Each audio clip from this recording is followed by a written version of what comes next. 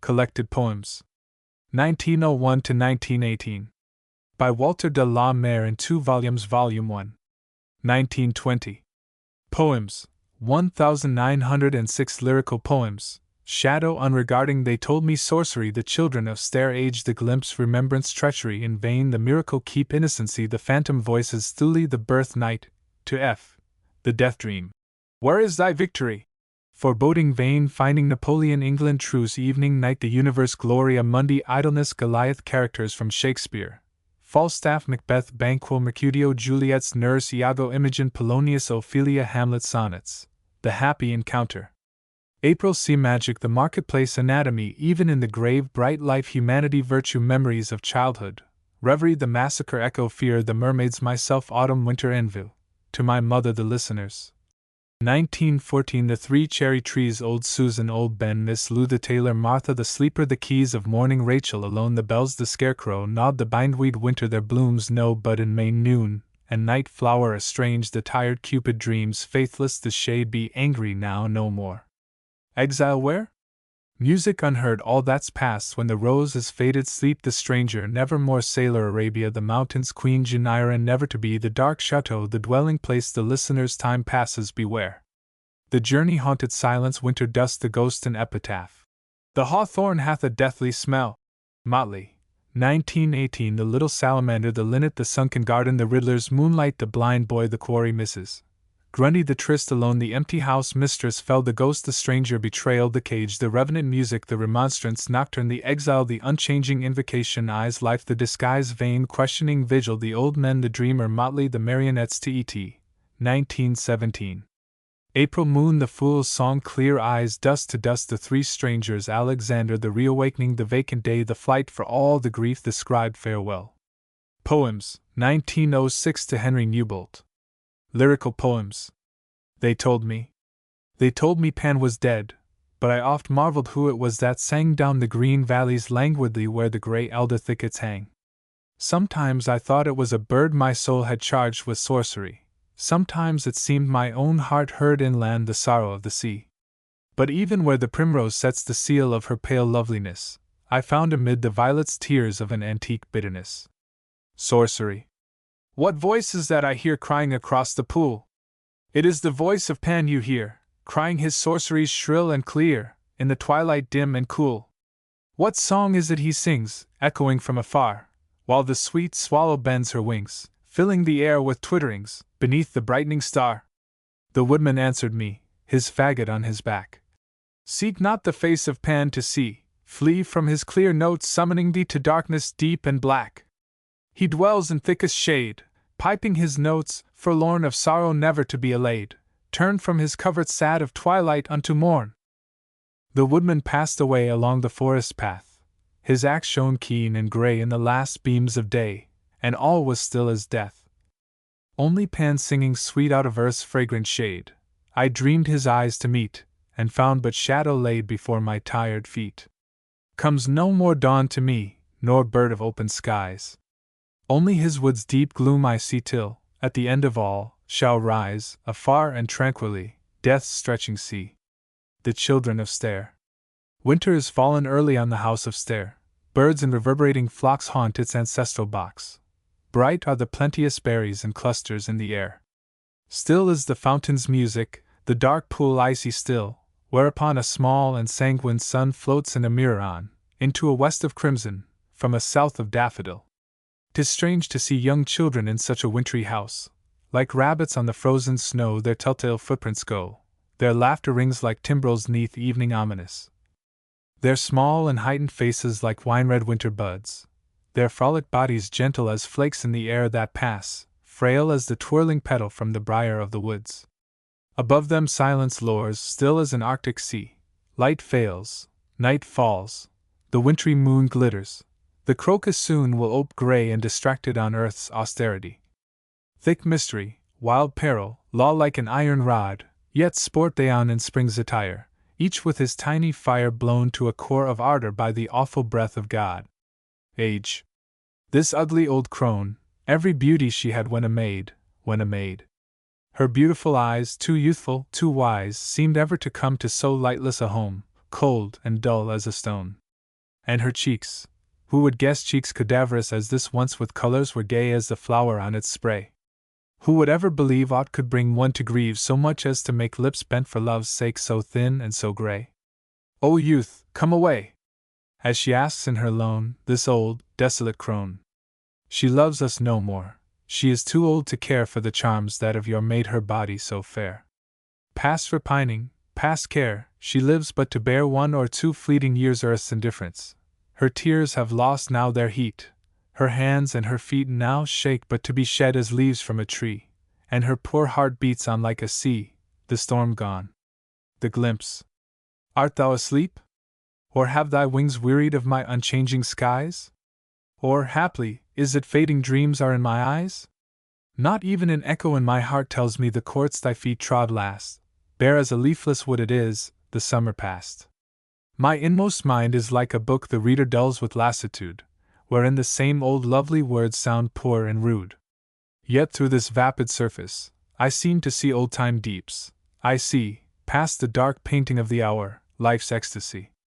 Only a moment, as when day is set, and in the shade of night, through all the clouds that compassed her, stoops into sight.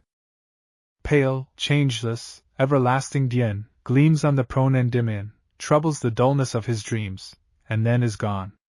Remembrance. The sky was like a water drop in shadow of a thorn, clear, tranquil, beautiful, dark, forlorn. Lightning along its margin ran, a rumor of the sea rose in profundity, and sank into infinity. Lofty and few the elms, the stars in the vast boughs most bright. I stood a dreamer in a dream in the unstirring night. Not wonder, worship, not even peace seemed in my heart to be, only the memory of one, of almost dead to me. Treachery. She had amid her ringlets bound green leaves to rival their dark hue. How could such locks with beauty bound dry up their dew, wither them through and through? She had within her dark eyes lit sweet fires to burn all doubt away, yet did those fires, in darkness lit, burn but a day, not even till twilight stay. She had within a dusk of words of vow and simple splendor set. How, in the memory of such words, could she forget that vow, the soul of it? In vain. I knocked upon thy door ajar, while yet the woods with buds were gray, not but a little child I heard warbling at break of day. I knocked when June had lured her rose to mask the sharpness of its thorn, knocked yet again, heard only yet thee singing of the morn. The frail convolvulus had wreathed its cup, but the faint flush of eve lingered upon thy western wall. Thou hadst no word to give. Once yet I came, the winter stars above thy house wheeled wildly bright. Footsore I stood before thy door, wide open into night. The miracle. Who beckons the green ivy up its solitary tower of stone? What spirit lures the bindweed's cup unfaltering on? Calls even the starry lichen to climb by age-long inches endless time? Who bids the hollyhock uplift her rod of fast-sealed buds on high, fling wide her petals, silent, swift, lovely to the sky? Since as she kindled, so she will fade, flower above flower and squalor laid. Ever the heavy billow rears all its sea-length and green, hushed wall, but totters as the shore it nears, foams to its fall. Where was its mark? On what vain quest rose that great water from its rest? So creeps ambition on, so climb man's vaunting thoughts. He, set on high, forgets his birth, small space, brief time, that he shall die, dreams blindly in his dark, still air, consumes his strength, strips himself bare. Rejects delight, ease, pleasure, hope, seeking in vain, but seeking yet, past earthly promise, earthly scope, on one aim set, as if, like Chaucer's child, he thought all but, "O Alma!" not. Keep innocency. Like an old battle, youth is wild with bugle and spear, and counter-cry, fanfare and drummery, yet a child dreaming of that sweet chivalry, the piercing terror cannot see. He, with a mild and serious eye along the azure of the years, sees the sweet pomp sweep hurtling by, but he sees not death's blood and tears, sees not the plunging of the spears. And all the strident horror of horse and rider, in red defeat, is only music fine enough to lull him into slumber sweet in fields where ewe and lambkin bleat. Oh, if with such simplicity himself take arms and suffer war, with beams his targe shall gilded be, though in the thickening gloom be far the steadfast light of any star. Though hoarse war's eagle on him perch, quickened with guilty lightnings, there it shall in vain for terror search, where a child's eyes beneath bloody hair gaze purely through the dingy air. And when the wheeling rout is spent, though in the heaps of slain he lie, or lonely in his last content, quenchless shall burn in secrecy the flame death knows his victors by. The Phantom. Wilt thou never come again, beauteous one? Yet the woods are green and dim, yet the bird's deluding cry echoes in the hollow sky, yet the falling waters brim the clear pool which thou wast fain to paint thy lovely cheek upon, beauteous one. I may see the thorny rose stir and wake the dark dewdrop on her gold, but thy secret will she keep half divulged, yet all untold, since a child's heart woke from sleep. The faltering sunbeam fades and goes, the night bird whistles in the brake, the willows quake, utter darkness walls, the wind sighs no more. Yet it seems the silence yearns but to catch thy fleeting foot, yet the wandering glowworm burns lest her lamp should light thee not, thee whom I shall never find, though thy shadow lean before thou thyself return'st no more, nevermore. All the world's woods, tree o'er tree, come to naught. Birds, flowers, beasts, how transient they, angels of a flying day. Love is quenched, dreams drown in sleep, ruin nods along the deep. Only thou immortally hauntest on this poor earth in time's flux caught, hauntest on, pursued, unwon, phantom child of memory, beauteous one. Voices. Who is it calling by the darkened river where the moss lies smooth and deep, and the dark trees lean unmoving arms, silent and vague in sleep, and the bright-heeled constellations pass in splendor through the gloom? Who is it calling o'er the darkened river in music? Come! Who is it wandering in the summer meadows where the children stoop and play in the green faint-scented flowers, spinning the guileless hours away? Who touches their bright hair? Who puts a windshell to each cheek, whispering betwixt its breathing silences? Seek! Seek! Who is it watching in the gathering twilight when the curfew bird hath flown on eager wings, from song to silence, to its darkened nest alone? Who takes for brightening eyes the stars, for locks the still moonbeam, sighs through the dews of evening peacefully falling? Dream! Thule! If thou art sweet as they are sad who on the shores of time's salt sea watch on the dim horizon fade ships bearing love to night and thee. If past all beacons hope hath lit in the dark wanderings of the deep they who unwilling traverse a dream not till dawn unseal their sleep. Ah, cease not in thy winds to mock us, who yet wake, but cannot see thy distant shores, who at each shock of the waves' onset faint for thee. The Birth Night to F.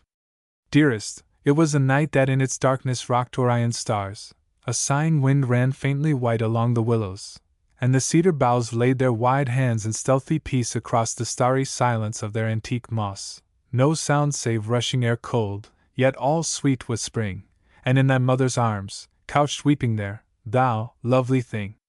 The Death Dream. Who, now, put dreams into thy slumbering mind? Who, with bright fear's lean taper, crossed a hand athwart its beam, and stooping, truth maligned, spake so thy spirit's speech should understand, and with a dread, "He's dead!" awaked a peal of frenzied bells along the vacant ways of thy poor earthly heart, wake thee to steal, like dawn distraught upon unhappy days, to prove nothing? Was it time's large voice out of the inscrutable future whispered so? Or but the horror of a little noise earth wakes at dead of night?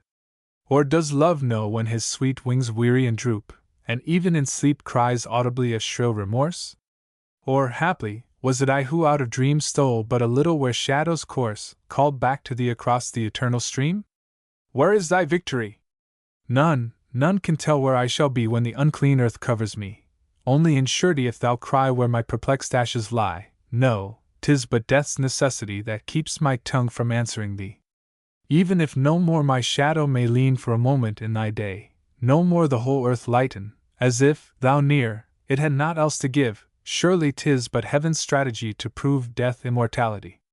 Yet should I sleep, and no more dream, sad would the last awakening seem, if my cold heart, with love once hot, had thee in sleep remembered not. How could I wake to find that I had slept alone, yet easefully? Or should in sleep glad visions come, sick, in an alien land, for home would be my eyes in their bright beam. Awake, we know 'tis not a dream, asleep, some devil in the mind might truest thoughts with false unwind.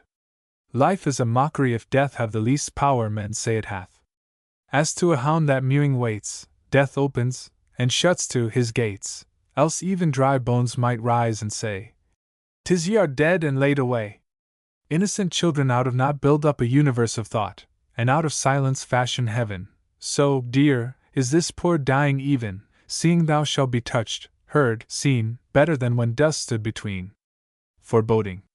Thou canst not see him standing by, time, with a poppied hand stealing thy youth's simplicity, even as falls unceasingly his waning sand.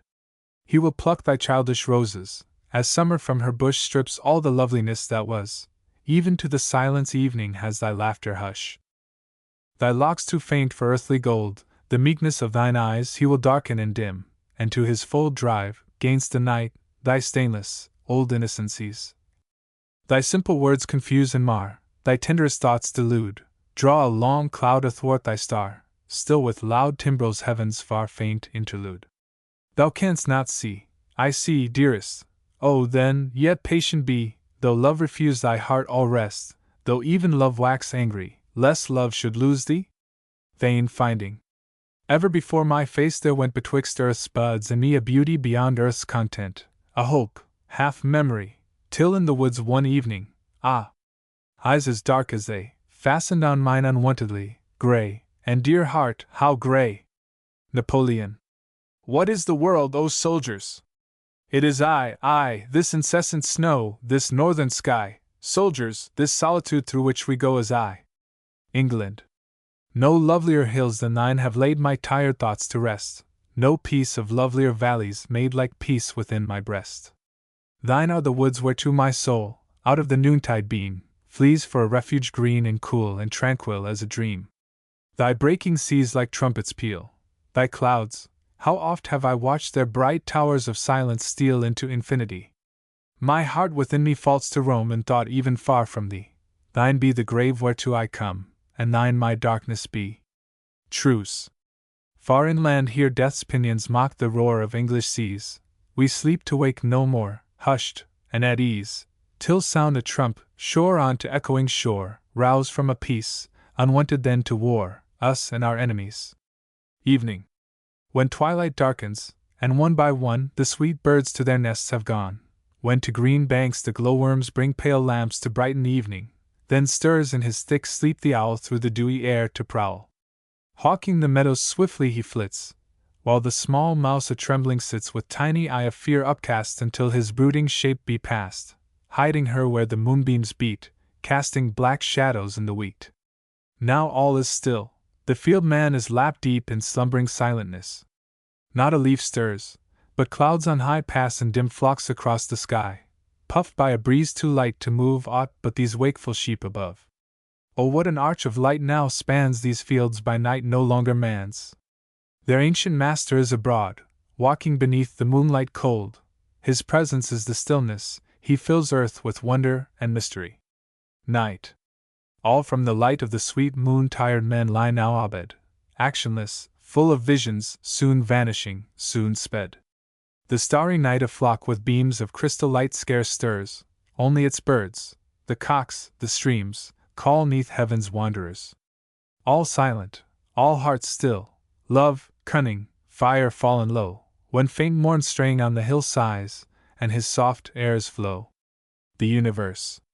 I heard a little child beneath the stars talk as he ran along to some sweet riddle in his mind that seemed a tiptoe into song. In his dark eyes lay a wild universe, wild forests, peaks, and crests, angels and fairies, giants, wolves, and he were that world's only guests.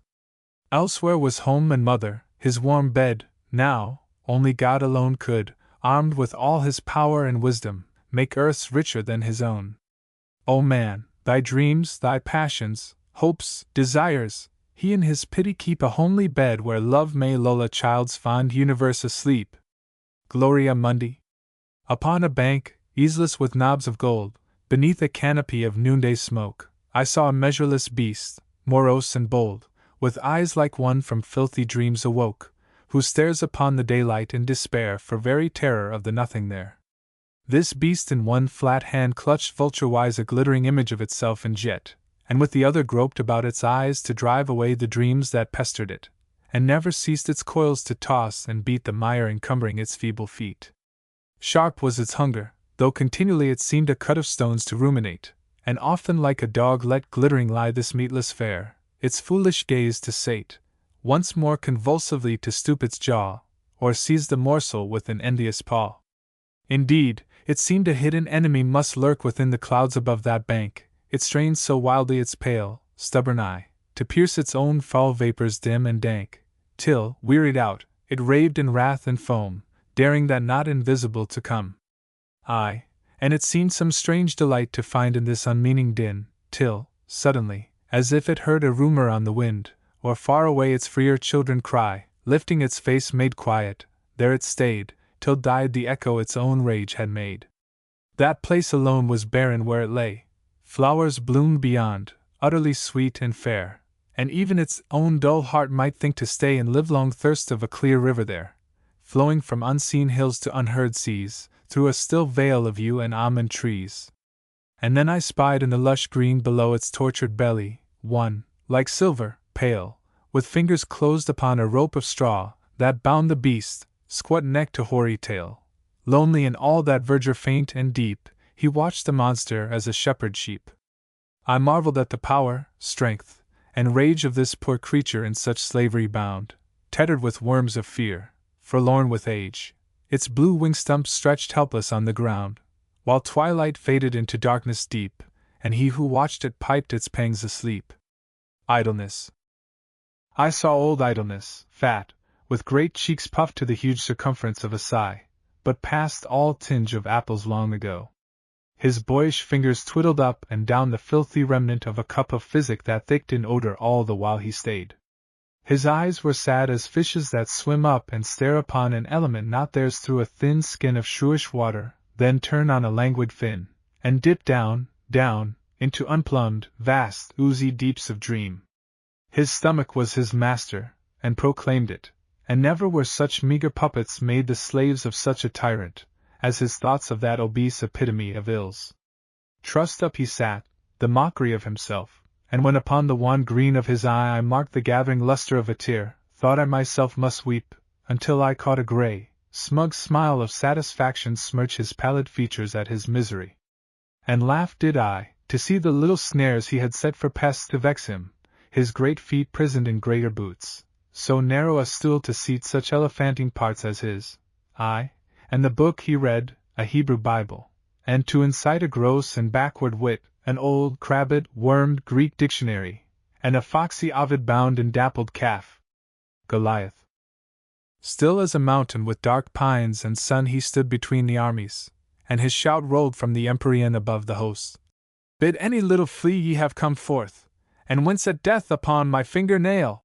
He turned his large-boned face, and all his steel tossed into beams the luster of the noon, and all the shaggy horror of his locks rustled like locusts in a field of corn. The meager pupil of his shameless eye moved like a cormorant over a glassy sea. He stretched his limbs, and laughed into the air, to feel the groaning sinews of his breast, and the long gush of his swollen arteries pause, and nodding, wheeled, towering in all his height. Then, like a wind that hushes, gazed and saw down, down, far down upon the untroubled green a shepherd boy that swung a little sling. Goliath shut his lids to drive that mote, which vexed the eastern azure of his eye, out of his vision, and stared down again. Yet stood the youth there, ruddy in the flare of his vast shield, nor spake, nor quailed, gazed up, as one might scan a mountain to be scaled. Then, as it were, a voice unearthly still cried in the cavern of his bristling ear, "His name is Death!" And like the flush that dyes Sahara to its lifeless verge, his brow's bright brass flamed into sudden crimson, and his great spear leapt upward, lightning-like, shaking a dreadful thunder in the air, spun betwixt earth and sky, bright as a berg that hoards the sunlight in a myriad spires, crashed, and struck echo through an army's heart. Then paused Goliath, and stared down again. And fleet-foot Fear from rolling orbs perceived steadfast, unharmed, a stooping shepherd boy frowning upon the target of his face. And Wrath tossed suddenly up once more his hand, and a deep groan grieved all his strength in him. He breathed, and lost in dazzling darkness, prayed, besought his reins, his gloating gods, his youth, and turned to smite what he no more could see. Then sped the singing pebble messenger, the chosen of the Lord from Israel's brooks, fleet to its mark, and hollowed a light path down to the appalling babble of his brain. And like the smoke of dreaming sphere dust rose in cloud, spread wide, slow silted down softly all softly on his armor's blaze. Characters from Shakespeare. Falstaff. 'Twas in a tavern that with old age stooped and leaned rheumatic rafters o'er his head, a bloused, prodigious man, which talked, and stared, and rolled, as if with purpose, a small eye like a sweet Cupid in a cask of wine. I could not view his fatness for his soul, which peeped like harmless lightnings and was gone, as haps to voyagers of the summer air. And when he laughed, time trickled down those beams, as in a glass, and when in self-defense he puffed that paunch, and wagged that huge Greek head, nose like a punchinello, then it seemed an hundred widows swept in his small voice, now tenor, and now bass of drummy war. He smiled, compact of loam, this orchard man, mused like a midnight, webbed with moonbeam snares of flitting love, woke, and a king he stood, whom all the world hath in sheer jest refused for helpless laughter's sake. And then, for friend, Bacchus and Jove reared vast Olympus there, and Pan leaned leering from Promethean eyes. Lord! Sighed his aspect, weeping o'er the jest. What simple mouse brought such a mountain forth? Macbeth. Rose, like dim battlements, the hills and reared steep crags into the fading primrose sky, but in the desolate valleys fell small rain, mingled with drifting cloud. I saw one come, like the fierce passion of that vacant place, his face turned glittering to the evening sky, his eyes, like grey despair, fixed satelessly on the still, rainy turrets of the storm, and all his armor in a haze of blue. He held no sword, bare was his hand and clenched, as if to hide the inextinguishable blood murder had painted there. And his wild mouth seemed spouting echoes of deluded thoughts. Around his head, like vipers all distort, his locks shook, heavy laden, at each stride. If fire may burn invisible to the eye, oh, if despair strive everlastingly, then haunted here the creature of despair, fanning and fanning flame to lick upon a soul still childish in a blackened hell. Banquo. What dost thou here far from thy native place? What piercing influences of heaven have stirred thy heart's last mansion all corruptible to wake, to move, and in the sweets of wine and fire sit tempting madness with unholy eyes? Begone, thou shuddering, pale anomaly! The dark presses without on yew and thorn, stoops now the owl upon her lonely quest. The pomp runs high here, and our beauteous women seek no cold witness. Oh, let murder cry, too shrill for human ear, only to God. Come not in power to wreak so wild a vengeance. Thou knowest not now the limit of man's heart, he is beyond thy knowledge. Gaze not then, horror enthroned lit with insanest light. Mercutio. Along an avenue of almond trees came three girls chattering of their sweethearts three. And lo! Mercutio, with Byronic ease, out of his philosophic eye cast all a mere flowered twig of thought, whereat three hearts fell still as when an air dies out and Venus falters lonely o'er the sea.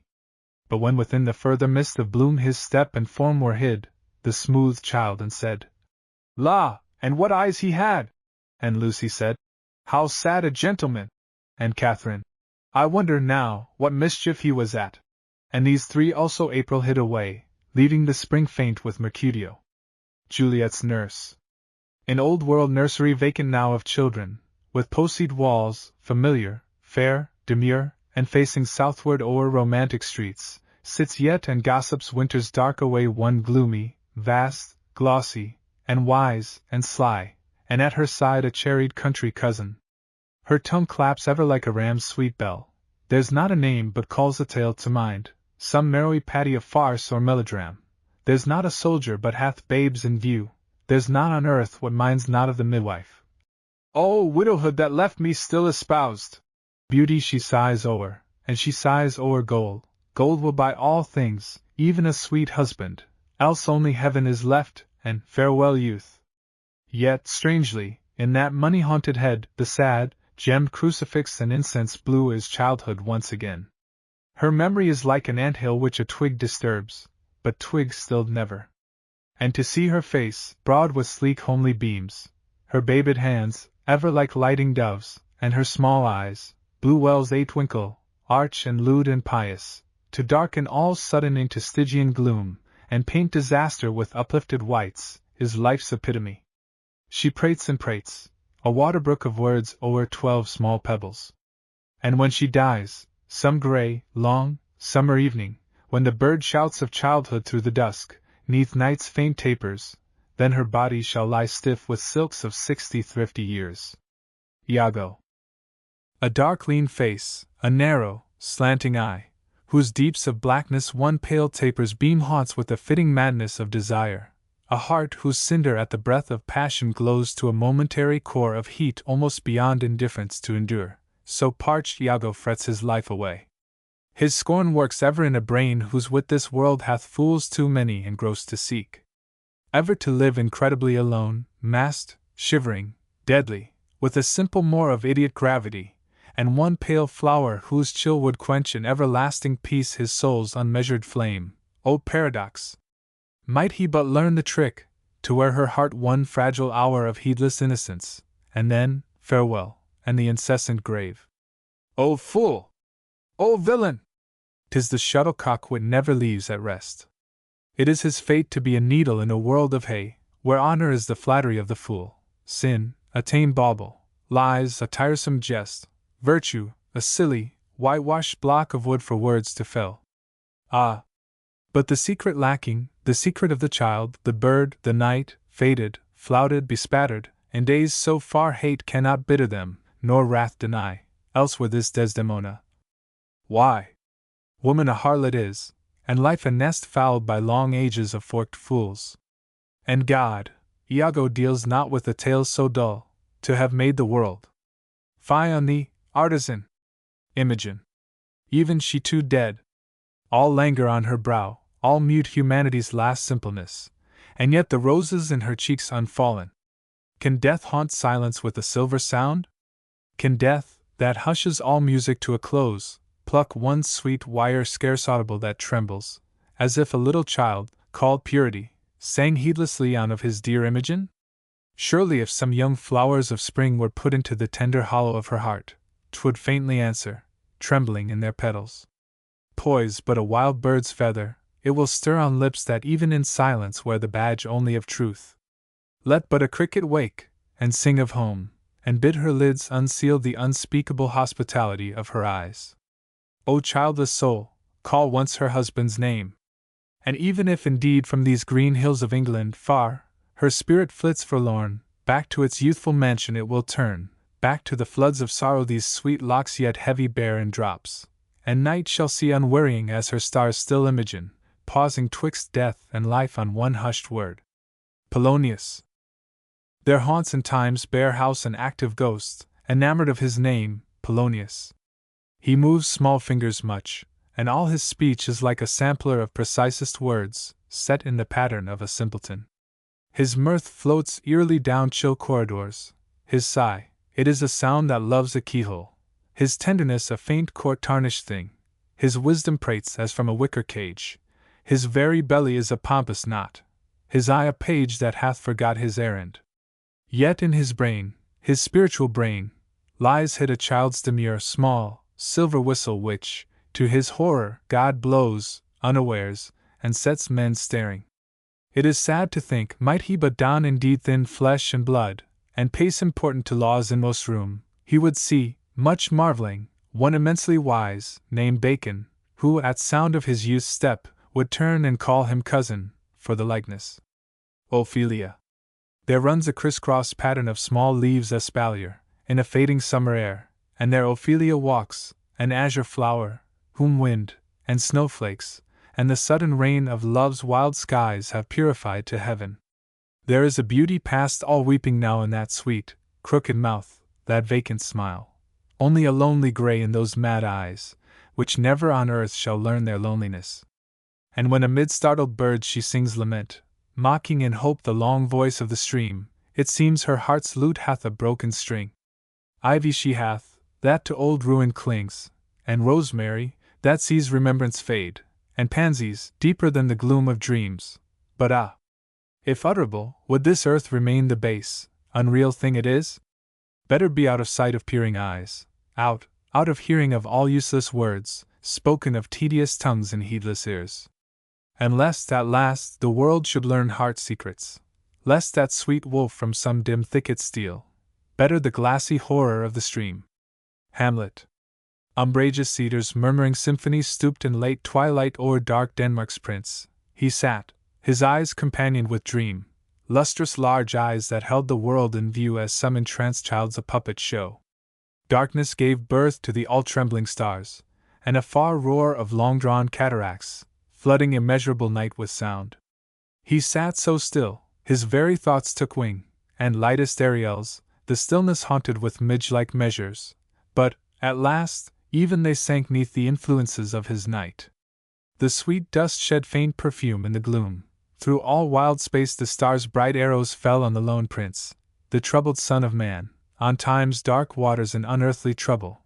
Then, as the roar increased, and one fair tower of cloud took sky and stars with majesty, he rose, his face a parchment of old age sorrow hath scribbled o'er, and o'er, and o'er.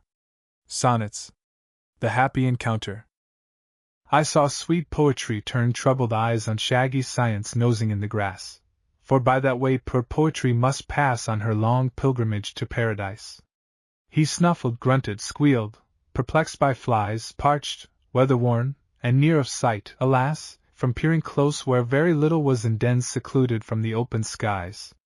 But poetry and bravery went down, and called his name, soft, clear, and fearlessly, stooped low, and stroked his muzzle overgrown, refreshed his drought with dew, wiped pure and free his eyes, and lo! Laughed loud for joy to see in those grey deeps the azure of her own. April. Come, then, with showers. I love thy cloudy face gilded with splendor of the sunbeam through the heedless glory of thy locks. I know the arch, sweet languor of thy fleeting grace, the windy love beams of thy dwelling place, thy dim dells wherein azure bluebells blow, the brimming rivers where thy lightnings go harmless and full and swift from race to race. Thou takest all young hearts captive with thine eyes.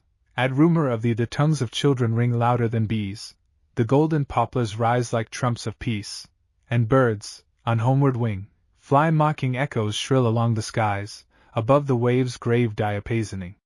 Sea magic to our eye. My heart faints in me for the distant sea.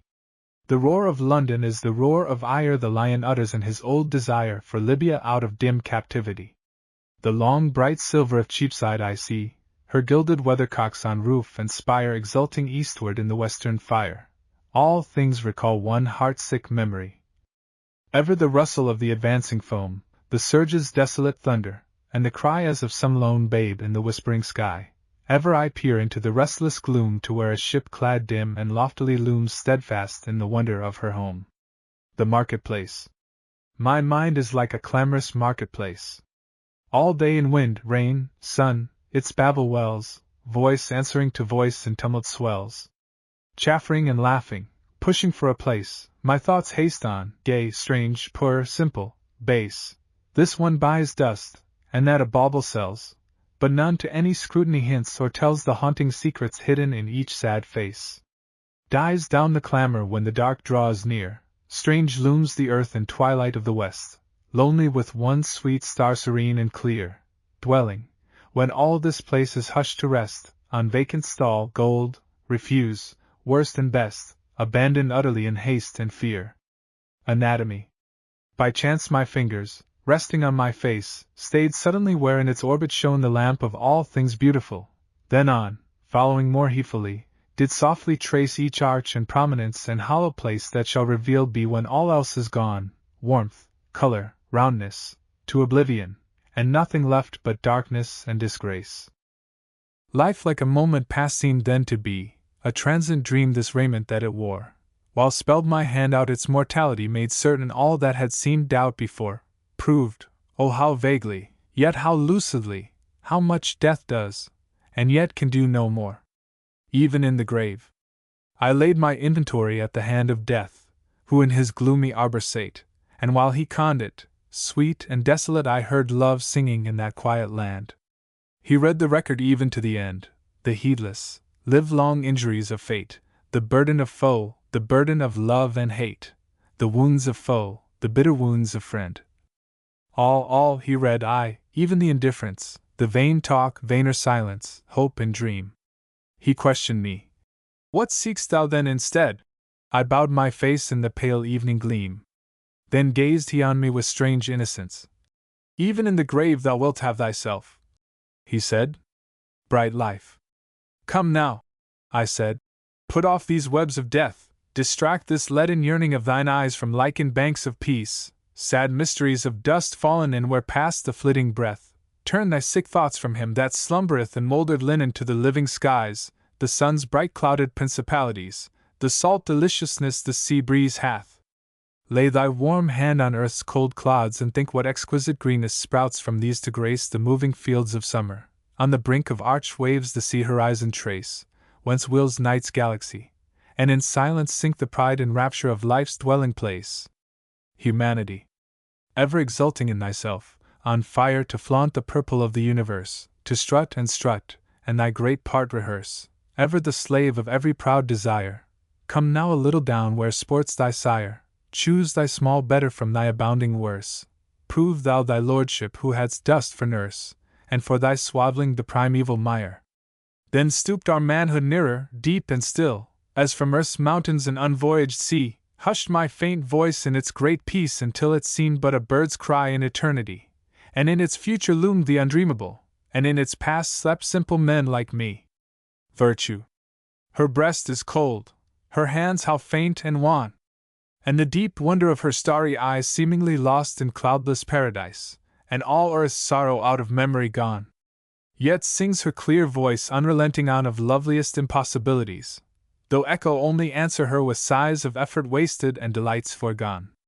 Spent, baffled, wildered, hated and despised, her straggling warriors hasten to defeat, by wounds distracted, and by night surprised, fall where death's darkness and oblivion meet. Yet, O breast how cold!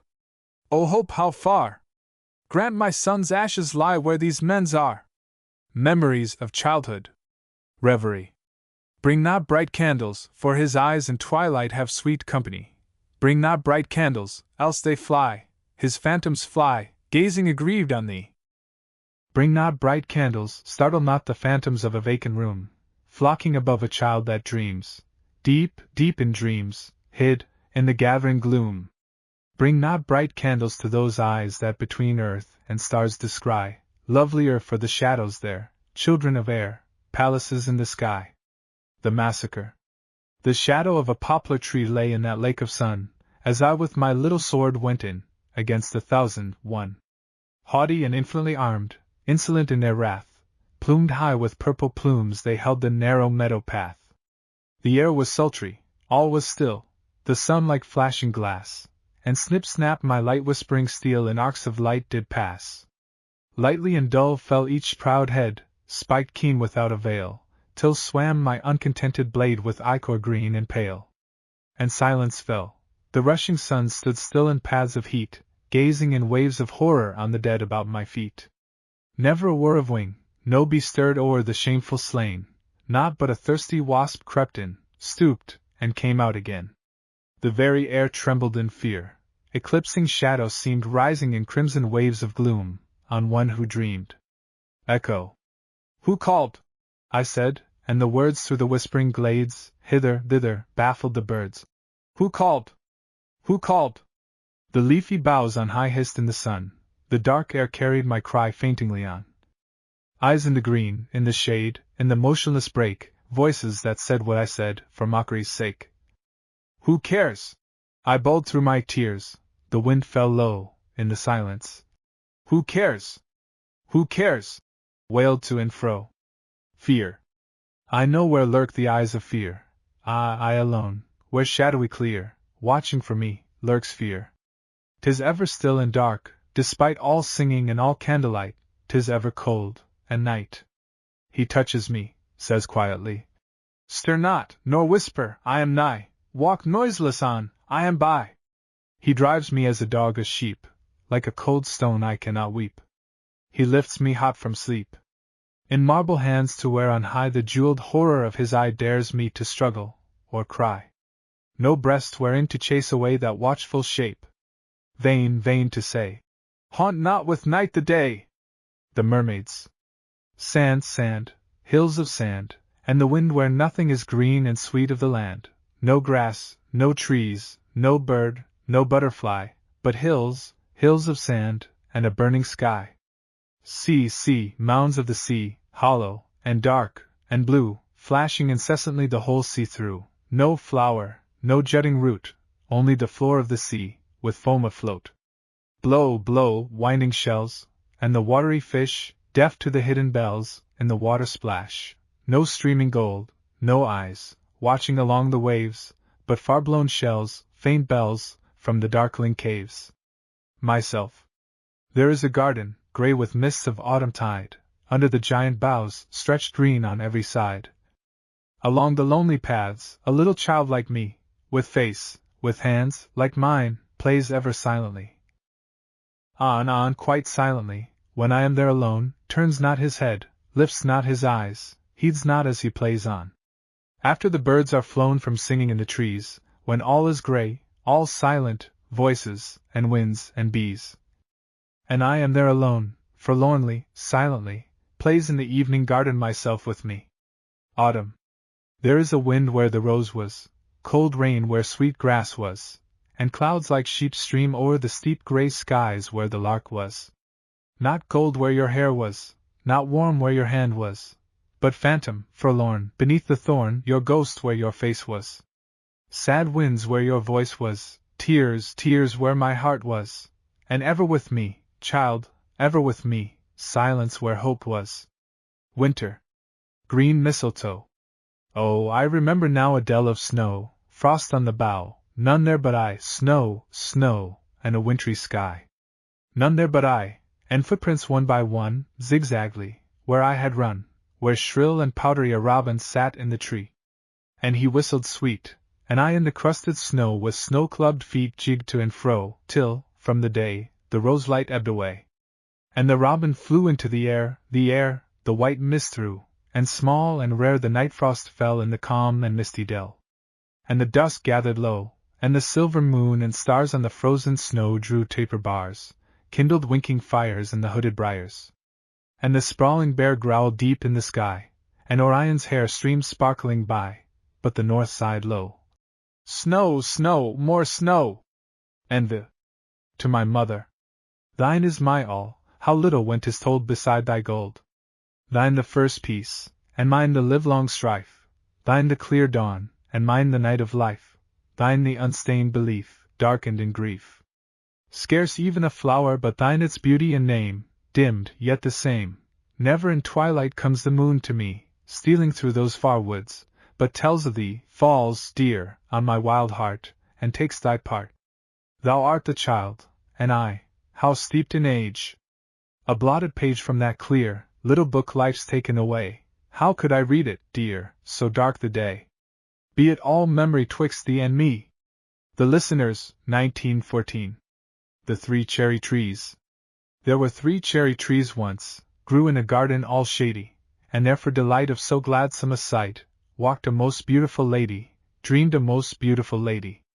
Birds in those branches did sing, blackbird and throstle and linnet, but she walking there was by far the most fair, lovelier than all else within it, blackbird and throstle and linnet.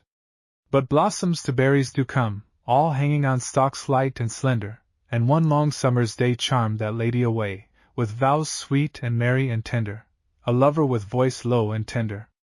Moss and lichen the green branches deck, weeds nod in its paths green and shady, yet a light footstep seems there to wander in dreams, the ghost of that beautiful lady, that happy and beautiful lady. Old Susan. When Susan's work was done, she would sit, with one fat guttering candle lit, and window opened wide to win the sweet night air to enter in. There, with a thumb to keep her place, she would read, with stern and wrinkled face, her mild eyes gliding very slow across the letters to and fro, while wagged the guttering candle flame in the wind that through the window came. And sometimes in the silence she would mumble a sentence audibly, or shake her head as if to say, "You silly souls, to act this way!" And never a sound from night I would hear, unless some far-off cock crowed clear, or her old shuffling thumb should turn another page, and rapt and stern, through her great glasses bent on me, she would glance into reality, and shake her round old silvery head, with, "You, I thought you was in bed!" only to tilt her book again, and rooted in romance remain. Old Ben. Sad is old Ben Thistlethwaite, now his day is done, and all his children far away are gone. He sits beneath his jasmine porch, his stick between his knees, his eyes fixed vacant on his moss-grown trees. Grass springs in the green path, his flowers are lean and dry, his thatch hangs in wisps against the evening sky. He has no heart to care now, though the winds will blow whistling in his casement, and the rain drip through. He thinks of his old Betty, how she'd shake her head and say, "You'll live to wish my sharp old tongue could scold, some day." But as in pale high autumn skies the swallows float and play, his restless thoughts pass to and fro, but nowhere stay. Soft, on the morrow, they are gone. His garden then will be denser and shadier and greener, greener the moss-grown tree. Miss Lou. When thin-strewn memory I look through, I see most clearly poor Miss Lou, her tabby cat, her cage of birds, her nose, her hair, her muffled words, and how she would open her green eyes, as if in some immense surprise, whenever as we sat at tea she made some small remark to me. 'Tis always drowsy summer when from out the past she comes again. The westering sunshine in a pool floats in her parlor still and cool, while the slim bird its lean wires shakes, as into piercing song it breaks, till Peter's pale green eyes ajar dream, wake, wake, dream, in one brief bar. And I am sitting, dull and shy, and she with gaze of vacancy, and large hands folded on the tray, musing the afternoon away, her satin bosom heaving slow with sighs that softly ebb and flow. And her plain face in such dismay, it seems unkind to look her way, until all cheerful back will come her gentle gleaming spirit home, and one would think that poor Miss Lou asked nothing else, if she had you. The tailor. Few footsteps stray when dusk droops o'er the tailor's old stone-linteled door. There sits he stitching half asleep, beside his smoky tallow dip. Click, click! His needle hastes, and shrill cries back the cricket beneath the sill. Sometimes he stays, and over his thread leans sidelong his old tousled head, or stoops to peer with half-shut eye when some strange footfall echoes by, till clearer gleams his candle's spark into the dusty summer dark. Then from his cross legs he gets down, to find how dark the evening is grown, and hunched up in his door he will hear the cricket whistling crisp and clear, and so beneath the starry gray will mutter half a seam away. Martha. Once upon a time. Over and over again, Martha would tell us her stories, in the hazel glen. Hers were those clear gray eyes you watch, and the story seems told by their beautifulness tranquil as dreams. She would sit with her two slim hands clasped round her bended knees, while we on our elbows lolled, and stared at ease. Her voice and her narrow chin, her grave small lovely head, seemed half the meaning of the words she said. Once upon a time. Like a dream you dream in the night, fairies and gnomes stole out in the leaf-green light. And her beauty far away would fade, as her voice ran on, till hazel and summer sun and all were gone. All fordone and forgot, and like clouds in the height of the sky, our hearts stood still in the hush of an age gone by. The sleeper. As in came in one summer's day, she felt that she must creep, so silent was the clear cool house, it seemed a house of sleep. And sure, when she pushed open the door, wrapped in the stillness there, her mother sat, with stooping head, asleep upon a chair, fast asleep, her two hands laid loose folded on her knee, so that her small unconscious face looked half unreal to be, so calmly lit with sleep's pale light each feature was, so fair her forehead, every trouble was smoothed out beneath her hair.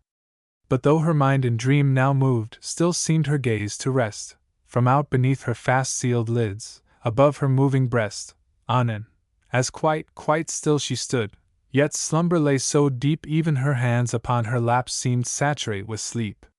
And as in peeped, a cloud-like dread stole over her, and then, on stealthy, mouse-like feet she trod, and tiptoed out again. The keys of morning. While at her bedroom window once, learning her task for school, little Louisa lonely sat in the morning clear and cool, she slanted her small bead-brown eyes across the empty street, and saw Death softly watching her in the sunshine, pale and sweet. His was a long, lean, sallow face. He sat with half-shut eyes, like an old sailor in a ship becalmed 'neath tropic skies. Beside him in the dust he had set his staff and shady hat. These, peeping small, Louisa saw quite clearly where she sat. The thinness of his coal-black locks, his hands so long and lean they scarcely seemed to grasp at all the keys that hung between.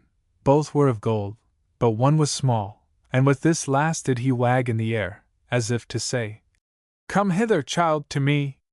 Louisa laid her lesson book on the cold windowsill, and in the sleepy sunshine house went softly down, until she stood in the half-open door, and peeped. But strange to say, where Death just now had sunning sat only a shadow lay, just the tall chimney's round-topped cowl, and the small sun behind, had with its shadow and the dust called sleepy Death to mind. But most she thought how strange it was 2 keys that he should bear, and that, when beckoning, he should wag the littlest in the air. Rachel. Rachel sings sweet, oh yes, at night, her pale face bent in the candlelight, her slim hands touch the answering keys, and she sings of hope and of memories, sings to the little boy that stands watching those slim, light, heedful hands. He looks in her face, her dark eyes seem dark with a beautiful distant dream, and still she plays, sings tenderly to him of hope and of memory.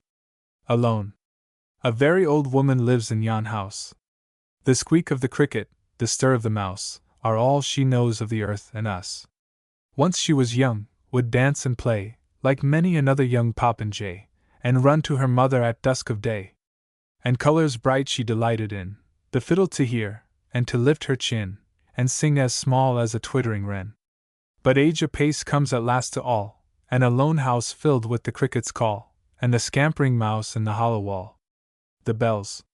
Shadow and light both strove to be the 8 bell-ringers' company, as with his gliding rope in hand, counting his changes, each did stand, while rang and trembled every stone, to music by the bell-mouths blown, till the bright clouds that towered on high seemed to re-echo cry with cry.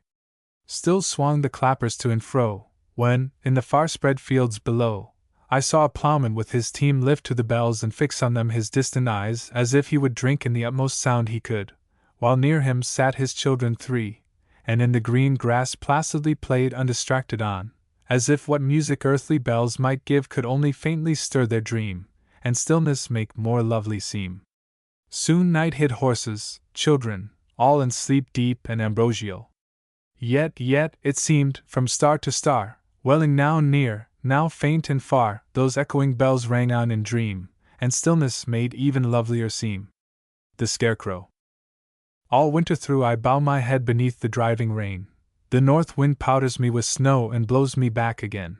At midnight 'neath a maze of stars I flame with glittering rhyme, and stand, above the stubble, stiff as mail at morning prime. But when that child, called Spring, and all his host of children, come, scattering their buds and dew upon these acres of my home, some rapture in my rags awakes.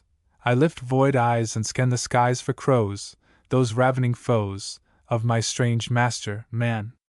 I watch him striding lank behind his clashing team, and know soon will the wheat swish body high where once lay sterile snow. Soon shall I gaze across a sea of sun-begotten grain, which my unflinching watch hath sealed for harvest once again. Nod softly along the road of evening, in a twilight dim with rose, wrinkled with age, and drenched with dew, old Nod, the shepherd, goes. His drowsy flock streams on before him, their fleeces charged with gold, to where the sun's last beam leans low on Nod the shepherd's fold. The hedge is quick and green with briar, from their sand the conies creep, and all the birds that fly in heaven flock singing home to sleep. His lambs outnumber a noon's roses, yet, when night's shadows fall, his blind old sheep-dog slumber soon, misses not one of all. His are the quiet steeps of dreamland, the waters of no more pain. His ram's bell rings 'neath an arch of stars. Rest, rest, and rest again. The bindweed. The bindweed roots pierce down deeper than men do lie, laid in their dark shut graves their slumbering kinsmen by. Yet what frail thin-spun flowers she casts into the air, to breathe the sunshine, and to leave her fragrance there. But when the sweet moon comes, showering her silver down, half wreathed in faint sleep, they droop where they have blown. So all the grass is set, beneath her trembling ray, with buds that have been flowers, brimmed with reflected day. Winter. Clouded with snow the cold winds blow, and shrill on leafless bough the robin with its burning breast alone sings now. The rayless sun, day's journey done, sheds its last ebbing light on fields and leagues of beauty spread unearthly white. Thick draws the dark, and spark by spark, the frost fires kindle, and soon over that sea of frozen foam floats the white moon. There blooms no bud in May. There blooms no bud in May can for its white compare with snow at break of day, on fields forlorn and bare. For shadow it hath rose, azure, and amethyst, and every air that blows dies out in beauteous mist. It hangs the frozen bough with flowers on which the night wheeling her darkness through scatters a starry light. Fearful of its pale glare in flocks the starlings rise, slide through the frosty air, and perch with plaintive cries. Only the inky rook, hunched cold in ruffled wings, its snowy nest forsook, cause of unnumbered springs. Noon and night flower. Not any flower that blows but shining watch doth keep, every swift changing checkered hour it knows now to break forth in beauty, now to sleep.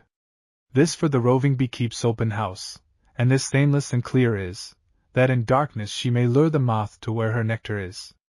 Lovely beyond the rest are these of all delight, the tiny pimpernel that noon loves best, the primrose palely burning through the night. One 'neath day's burning sky with ruby decks her place, the other when eve's chariot glitteth by lifts her dim torch to light that dreaming face. Estranged.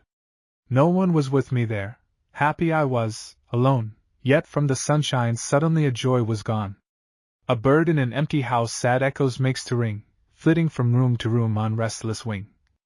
Till from its shades he flies, and leaves forlorn and dim the narrow solitudes so strange to him. So, when with fickle heart I joyed in the passing day, a presence my mood estranged went grieved away. The tired Cupid. The thin moonlight with trickling ray, thridding the boughs of silver May, trembles in beauty, pale and cool, on folded flower, and mantled pool. All in a haze the rushes lean, and he sits, with chin between his two cold hands, his bare feet set deep in the grasses, green and wet. About his head 100 rings of gold loop down to meet his wings, whose feathers, arched their stillness through, gleam with slow-gathering drops of dew. The mouse-bat peers, the stealthy vole creeps from the covert of its hole, a shimmering moth its pinions furls, grey in the moonshine of his curls. 'Neath the faint stars the night airs stray, scattering the fragrance of the May, and with each stirring of the bough shadow beclouds his childlike brow. Dreams. Be gentle, O hands of a child, be true, like a shadowy sea in the starry darkness of night are your eyes to me. But words are shallow, and soon dreams fade that the heart once knew, and youth fades out in the mind, in the dark eyes too. What can a tired heart say, which the wise of the world have made dumb, save to the lonely dreams of a child? Return again, come! Faithless. The words you said grow faint, the lamps you lit burn dim, yet still be near your faithless friend to urge and counsel him. Still with returning feet to where life's shadows brood, with steadfast eyes made clear in death haunt his vague solitude. So he, beguiled with earth, yet with its vain things vexed, keep even to his own heart unknown your memory unperplexed. The shade. Darker than night, and oh, much darker she, whose eyes in deep night darkness gaze on me. No stars surround her, yet the moon seems hid afar somewhere, beneath that narrow lid. She darkens against the darkness, and her face only by adding thought to thought I trace, limned shadowily. O dream, return once more to gloomy Hades and the whispering shore. Be angry now no more. Be angry now no more. If I have grieved thee, if thy kindness, mine before, no hope may now restore, only forgive, forgive. If still resentment burns in thy cold breast, oh, if no more to pity turns, no more, once tender, yearns thy love, oh, yet forgive. Ask of the winter rain June's withered rose again, ask grace of the salt sea, she will not answer thee.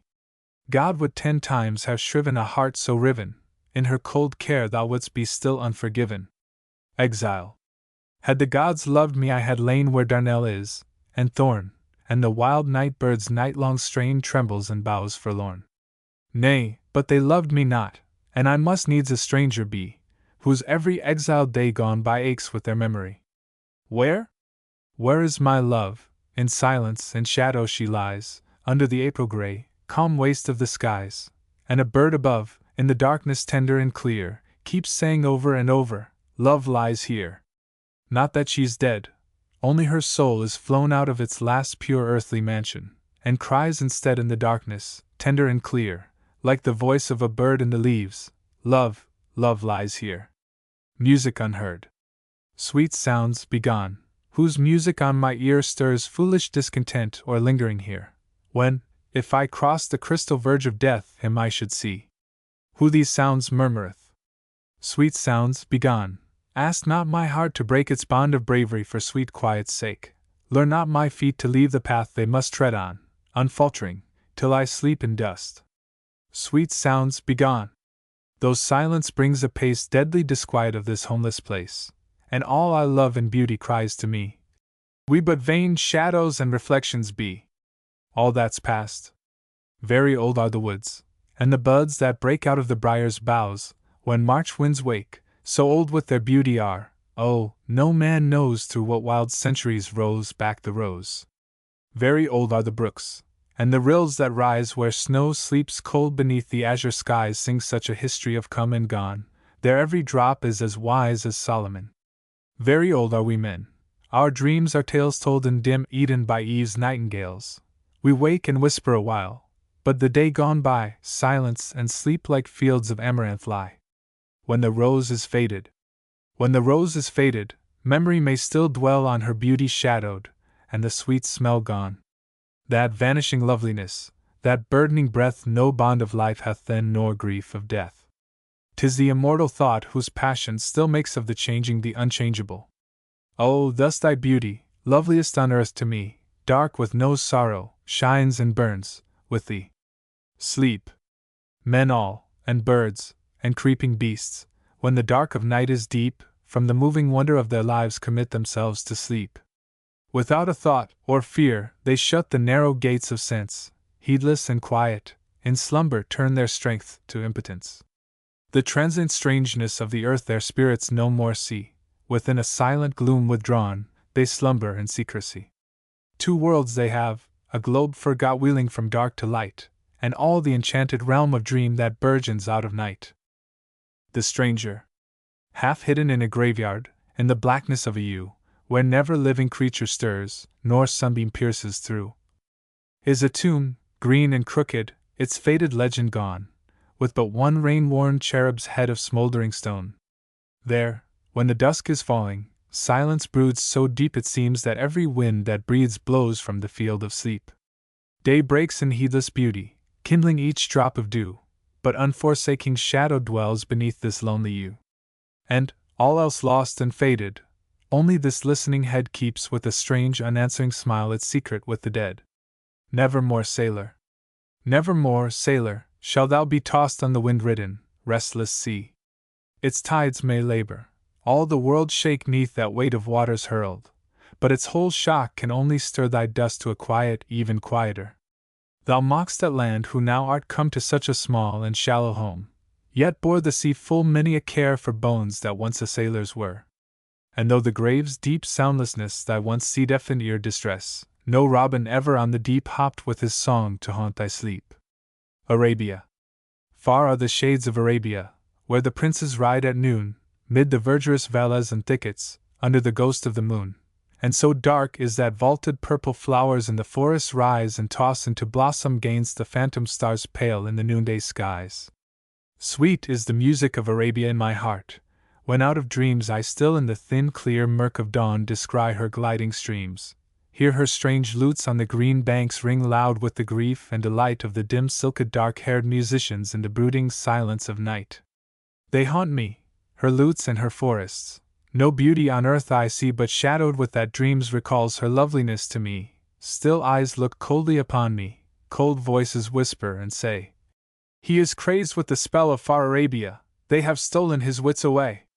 The mountains, still, and blanched, and cold, and lone, The icy hills far off from me with frosty ulis overgrown stand in their sculptured secrecy. No path of theirs the chamois fleet treads, with a nostril to the wind. O'er their ice-marbled glaciers beat no wings of eagles in my mind. Yet in my mind these mountains rise, their perils died with evening's rose, and still my ghost sits at my eyes and thirsts for their untroubled snows. Queen Janira. When Queen Janira slumbers through the sultry noon's repose, from out her dreams, as soft she lies, a faint thin music flows. Her lovely hands lie narrow and pale with gilded nails, her head couched in its handed nets of gold lies pillowed on her bed. The little Nubian boys who fan her cheeks in tresses clear, wonderful, wonderful, wonderful voices seem afar to hear. They slide their eyes and nodding say, Queen Janira walks today the courts of the Lord Thamissar where the sweet birds of Suthis are. And those of earth about her porch of shadow cool and grey their sidelong beaks in silence lean, and silent flit away. Never to be. Down by the waters of the sea reigns the king of never to be. His palace walls are black with night, his torches star and moon's light, and for his timepiece deep and grave beats on the green unhastening wave. Windswept are his high corridors, his pleasance the sea-mantled shores, for sentinel a shadow stands with hair in heaven, and cloudy hands, and round his bed, king's guards to be, watched pines in iron solemnity. His hound is mute, his steed at will roams pastures deep with asphodel, his queen is to her slumber gone, his courtiers mute lie, hewn in stone, he hath forgot where he did hide his scepter in the mountain side. Grey-capped and muttering, mad is he, the childless king of never to be, for all his people in the deep keep, everlasting, fast asleep, and all his realm is foam and rain, whispering of what comes not again. The dark chateau. In dreams a dark chateau stands ever open to me, in far ravines dream waters flow, descending soundlessly, above its peaks the eagle floats, lone in a sunless sky, mute are the golden woodland throats of the birds flitting by. No voice is audible. The wind sleeps in its peace. No flower of the light can find refuge beneath its trees. Only the darkening ivy climbs mingled with wilding rose, and cypress, morn and evening, time's black shadow throws. All vacant and unknown, only the dreamer steps from stone to hollow stone, where the green moss sleeps, peers at the rivers in its deeps, the eagle lone in the sky, while the dew of evening drips, coldly and silently. Would that I could steal into each secret room, would that my sleep-bright eyes could win to the inner gloom, gaze from its high windows, far down its mouldering walls, where amber-clear still Lethe flows, and foaming falls. But ever as I gaze, from slumber soft doth come some touch my stagnant sense to raise to its old earthly home. Fades then that sky serene, and peak of ageless snow, fades to a paling dawnlit green, my dark chateau. The dwelling place. Deep in a forest where the kestrel screamed, beside a lake of water, clear as glass, the time-worn windows of a stone house gleamed named only. Alas! Yet happy as the wild birds in the glades of that green forest, thridding the still air with low-continued heedless serenades, its heedless people were. The throbbing chords of violin and lute, the luster of lean tapers and dark eyes, fair colors, beauteous flowers, faint-bloomed fruit, made earth seem paradise. To them that dwelt within this lonely house, like children of the gods in lasting peace, they ate, sang, danced, as if each day's carouse need never pause, nor cease.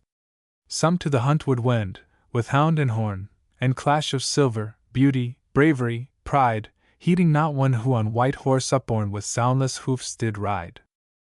Dreamers there were who watched the hours away beside a fountain's foam. And in the sweet of phantom evening, 'neath the night-birds lay, did loved with loved one meet.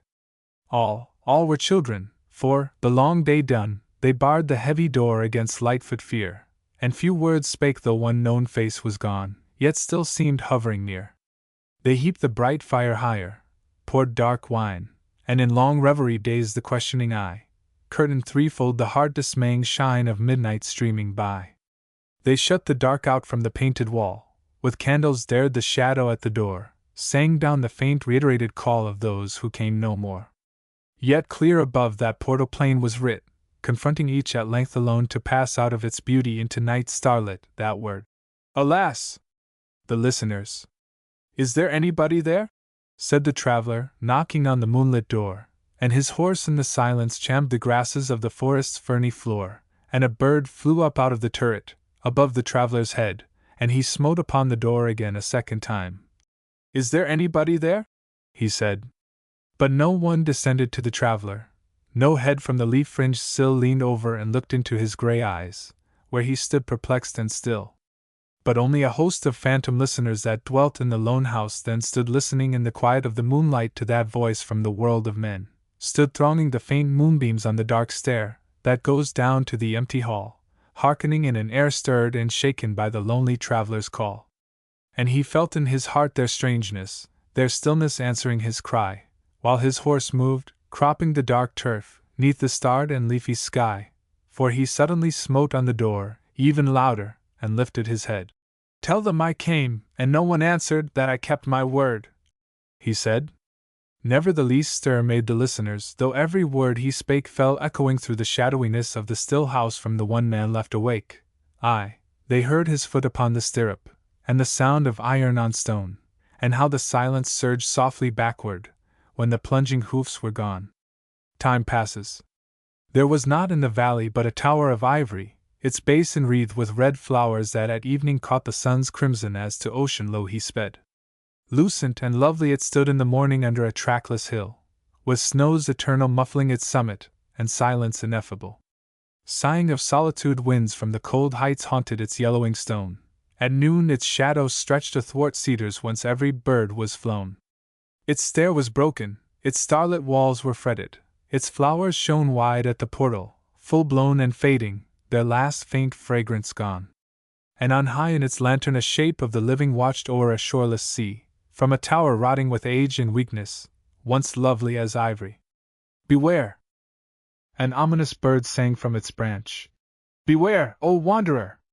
Night mid her flowers of glamoury spilled draws swiftly near.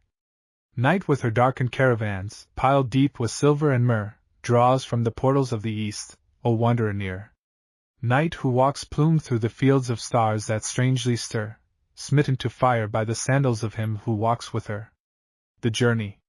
Heart sick of his journey was the wanderer, footsore and parched was he, and a witch who long had lurked by the wayside, looked out of sorcery. Lift up your eyes, you lonely wanderer. She peeped from her casement small. Here's shelter and quiet to give you rest, young man, and apples for thirst withal.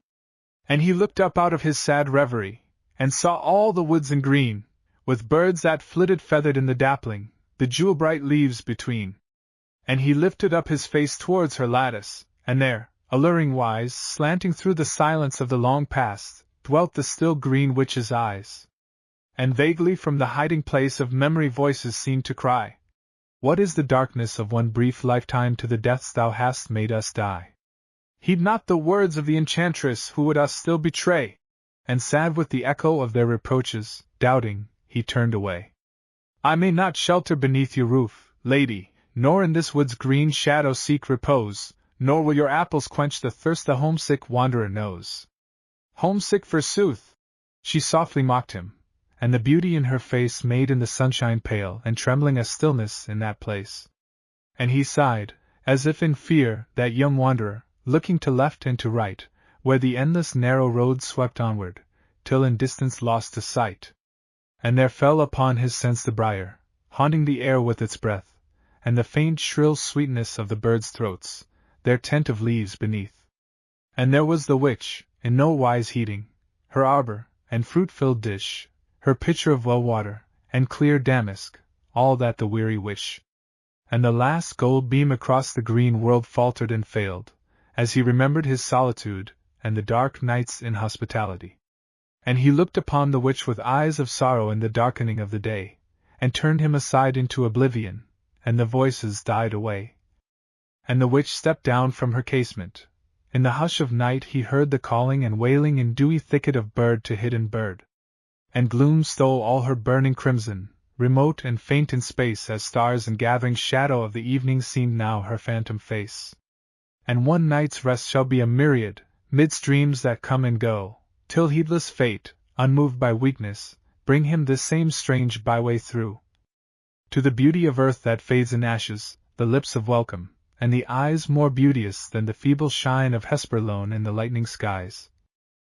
Till once again the witch's guile entreat him, but worn with wisdom, he steadfast and cold shall choose the dark night's inhospitality. Haunted. The rabbit in his burrow keeps no guarded watch, in peace he sleeps. The wolf that howls in challenging night cowers to her lair at morning light. The simplest bird entwines a nest where she may lean her lovely breast, couched in the silence of the bough. But thou, O man, what rest hast thou? Thy emptiest solitude can bring only a subtler questioning in thy divided heart. Thy bed recalls at dawn what midnight said. Seek how thou wilt to feigned content, thy flaming ardors quickly spent, soon thy last company is gone, and leaves thee, with thyself, alone. Pomp and great friends may hem thee round, 1,000 busy tasks be found, earth's thronging beauties may beguile thy longing lovesick heart awhile, and pride, like clouds of sunset, spread a changing glory round thy head. But fade will all, and thou must come, hating thy journey, homeless, home. Rave how thou wilt, unmoved, remote, that inward presence slumbers not, frets out each secret from thy breast, gives thee no rally, pause, nor rest, scans close thy very thoughts, lest they should sap his patient power away, answers thy wrath with peace, thy cry with tenderest taciturnity. Silence. With changeful sound life beats upon the ear, yet, striving for release, the most seductive strings sweet jargonings, the happiest throats, most easeful, lovely notes, fall back into a veiling silentness. Even mid the rumor of a moving host, blackening the clear green earth, vainly gains that thin wall the trumpets call, or with loud hum the smoke-bemuffled drum, from that high quietness no reply comes forth. When, all at peace, two friends at ease alone talk out their hearts, yet still between the grace notes of the voice of love from each to each trembles a rarer speech, and with its presence every pause doth fill. Unmoved it broods, this all-encompassing hush of one who stooping near, no smallest stir will make our fear to wake, but yet intent upon some mystery bent hearkens the lightest word we say, or hear. Winter dusk. Dark frost was in the air without, the dusk was still with cold and gloom, when less than even a shadow came and stood within the room. But of the three around the fire, none turned a questioning head to look, still read a clear voice, on and on, still stooped they o'er their book. The children watched their mother's eyes moving on softly line to line, it seemed to listen too, that shade, yet made no outward sign. The fire flames crooned a tiny song, no cold wind moved the wintry tree, the children both in fairy dreamed beside their mother's knee.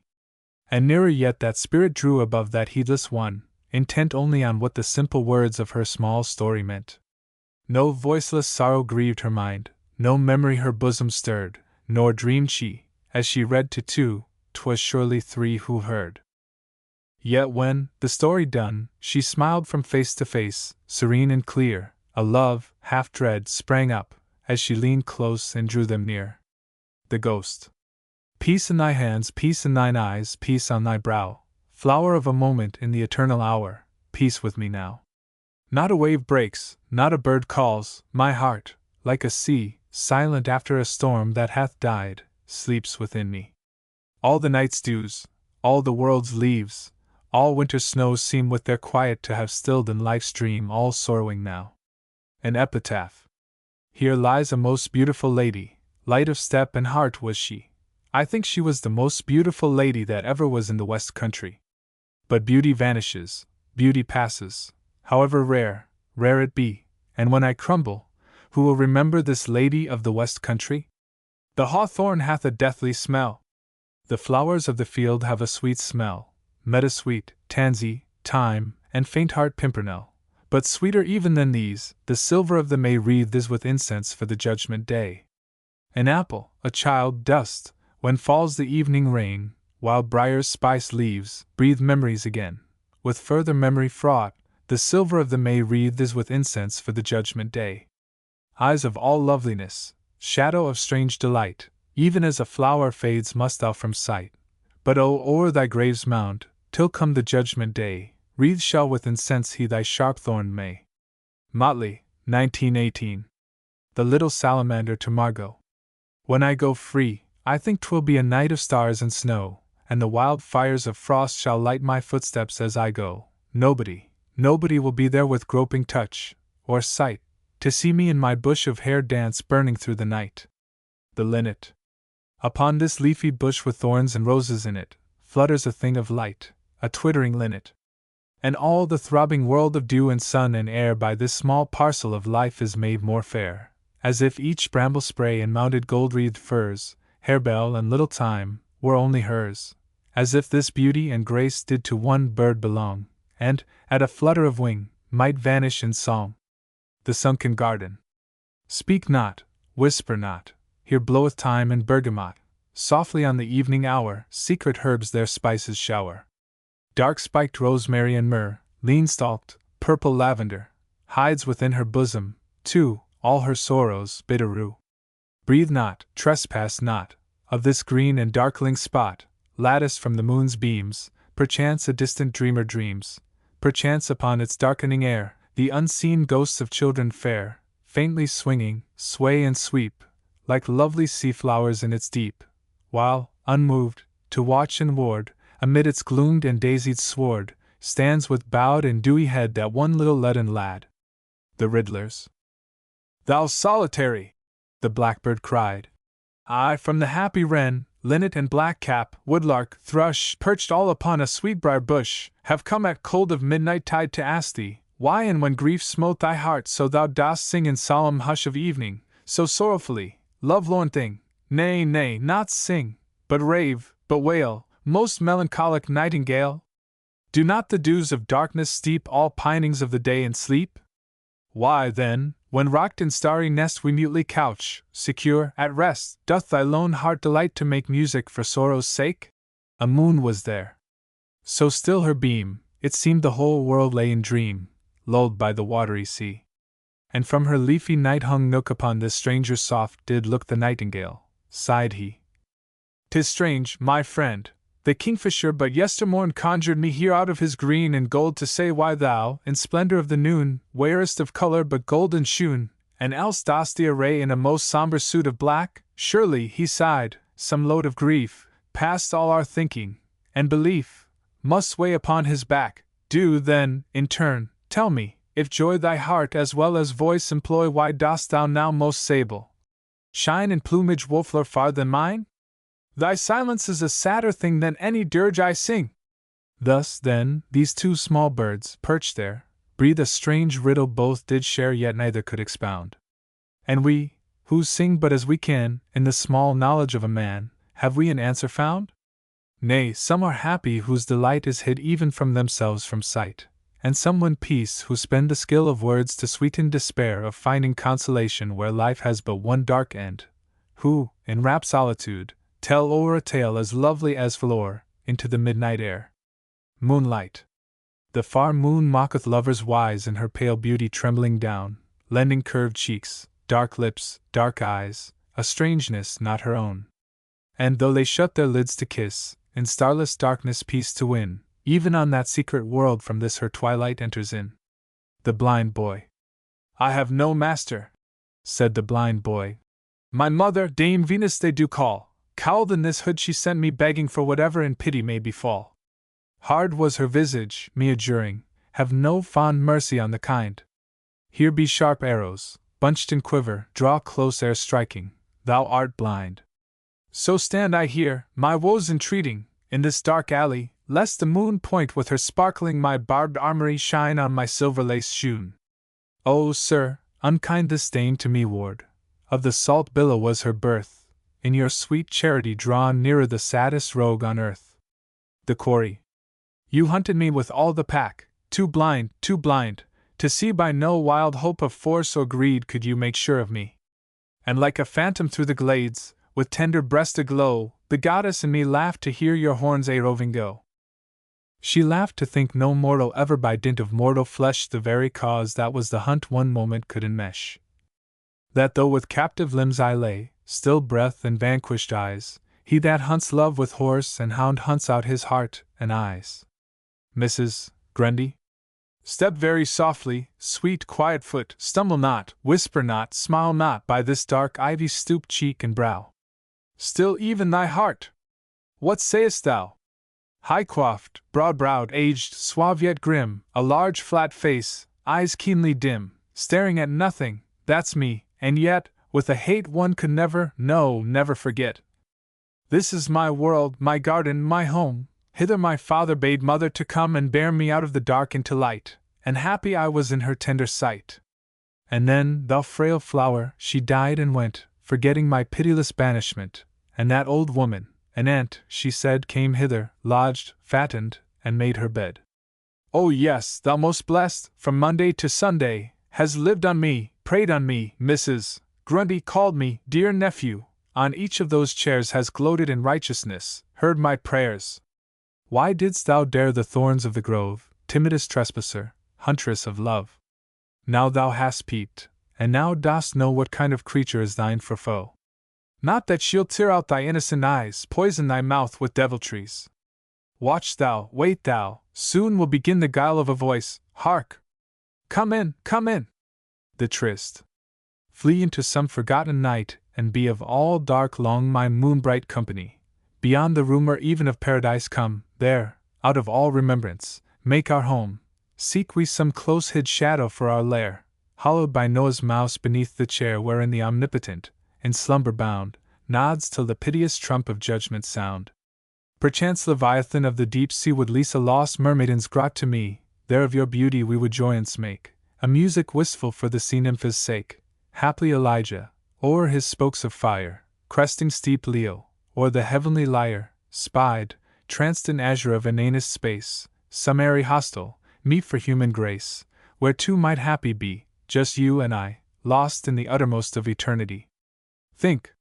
In time's smallest clock's minutest beat might there not rest be found for wandering feet? Or, twixt the sleep and wake of Helen's dream, silence wherein to sing love's requiem? No, no, nor earth, nor air, nor fire, nor deep could lull poor mortal longingness asleep. Somewhere there nothing is, and their lost man shall win what changeless vague of peace he can. Alone. The abode of the nightingale is bare, flowered frost congeals in the gelid air, the fox howls from his frozen lair. Alas, my loved one is gone, I am alone, it is winter. Once the pink cast a winy smell, the wild bee hung in the hyacinth bell, light in effulgence of beauty fell. Alas, my loved one is gone, I am alone, it is winter. My candle a silent fire doth shed, starry Orion hunts o'erhead. Come moth, come shadow, the world is dead. Alas, my loved one is gone, I am alone, it is winter. The empty house. See this house, how dark it is beneath its vast bowed trees. Not one trembling leaflet cries to that watcher in the skies. Remove, remove thy searching gaze, innocent, of heaven's ways, brood not, moon, so wildly bright, on secrets hidden from sight. Secrets, sighs the night wind. Vacancy is all I find, every keyhole I have made wails a summons, faint and sad, no voice ever answers me, only vacancy. Once, the cricket shrills, and far and near the quiet fills with its tiny voice, and then hush falls again. Mute shadows creeping slow mark how the hours go. Every stone is mouldering slow, and the least winds that blow some minutest atom shake, some fretting ruin make in roof and walls. How black it is beneath these thick-boughed trees! Mistress Fell. Whom seek you here, sweet Mistress Fell? One who loved me passing well. Dark his eye, wild his face, stranger, if in this lonely place bide such an one, then, prithee, say I am come here today.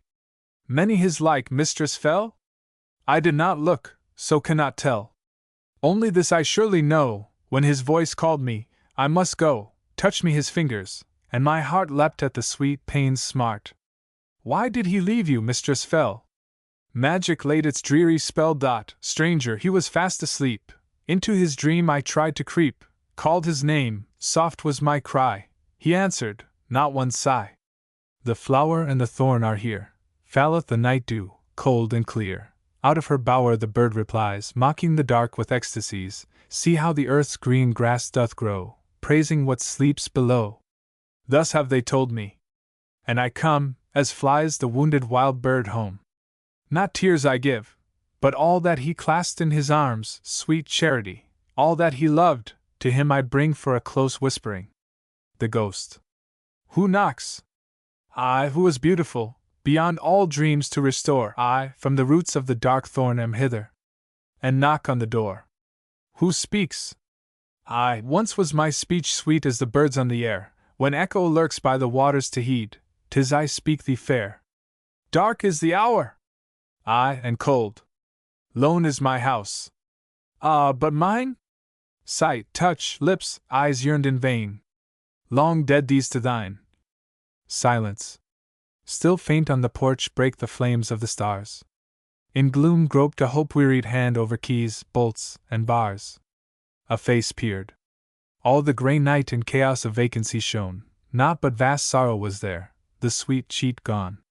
The stranger. In the woods as I did walk, dappled with the moon's beam, I did with a stranger talk, and his name was Dream. Spurred his heel, dark his cloak, shady white his bonnet's brim. His horse beneath a silvery oak grazed as I talked with him.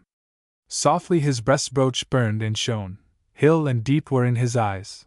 One of his hands held mine, and one the fruit that makes men wise.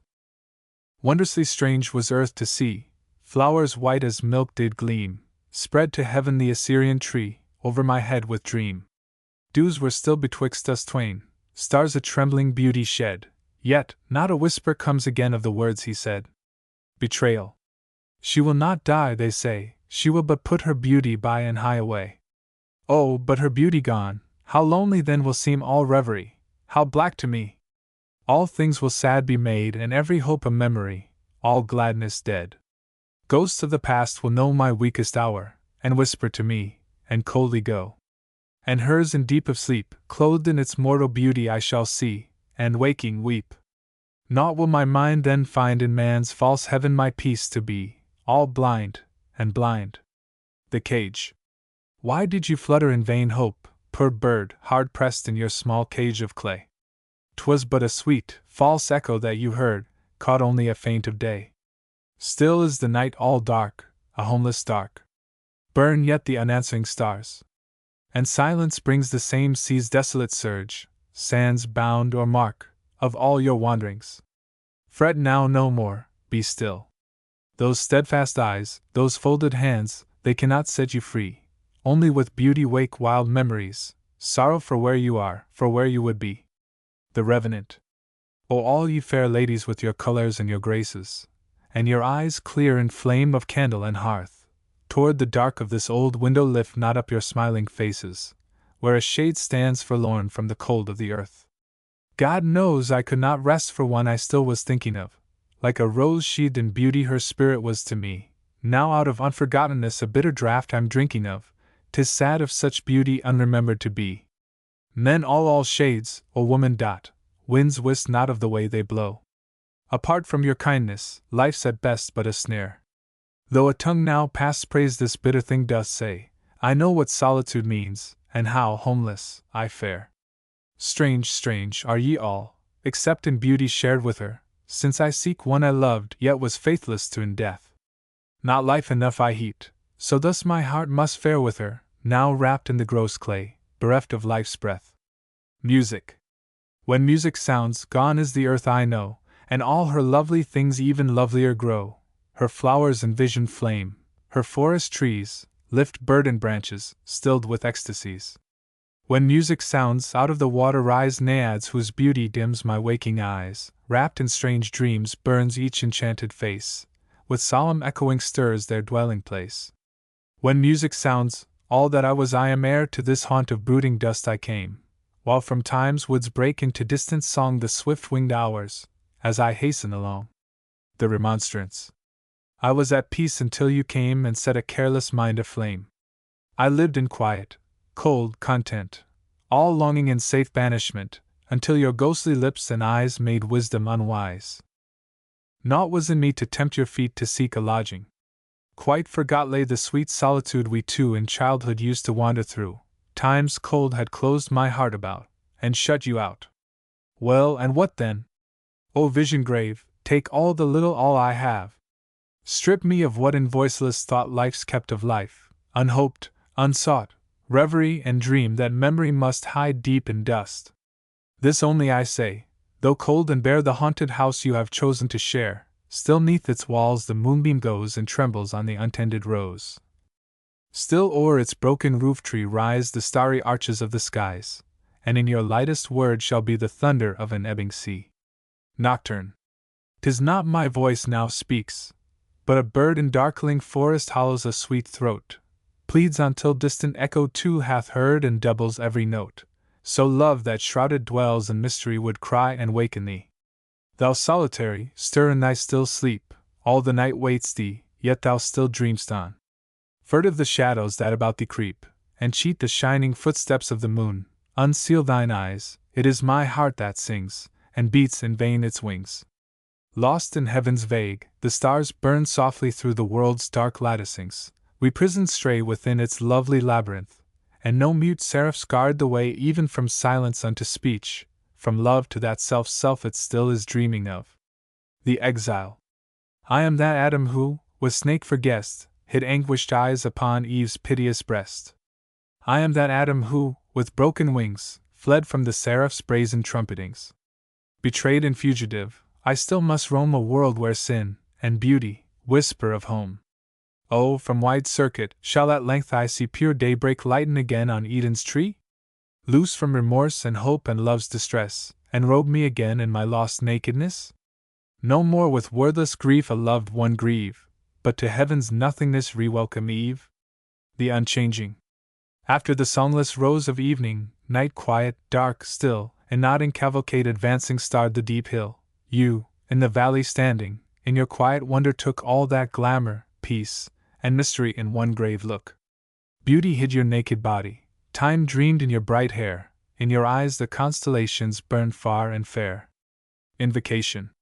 The burning fire shakes in the night, on high her silver candles gleam, with far-flung arms enflamed with light, the trees are lost in dream.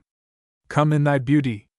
'Tis my love, lost in far-wandering desire, hath in the darkling deep above set stars and kindled fire. Eyes.